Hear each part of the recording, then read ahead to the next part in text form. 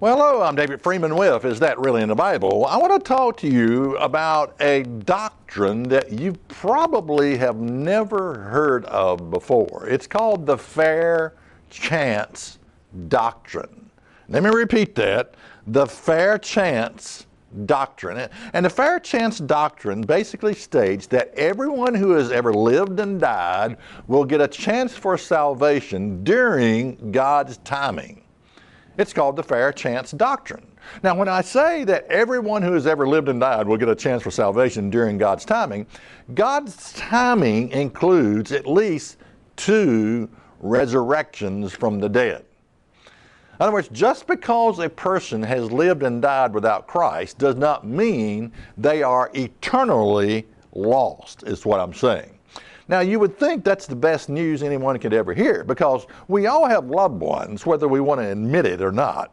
Family members, children, people in other countries whose religion is voodoo, Eastern, Hinduism, Buddhism, all these, Eastern religions that don't know Christ and have never known Christ or anything about Christ.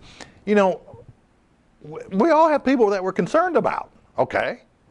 I remember a story about a mother who had a drunk son, and he was working on a construction site, fell, hit his head, knocked himself out, laid out there all night and froze to death. He died. And she basically, in order to justify this madness of what happened, he was not saved. He was not a churchgoer. He'd never been to church. He just fit in the category of being lost, okay? But she had a vision, according to that her son was now in heaven.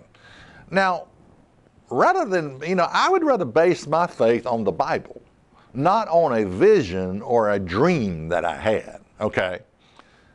Now, when I say everyone that has ever lived and died will get a chance for salvation during God's timing, let's take a look at some examples of this from the Bible. Check us out on the web at isthatreallyinthebible.com.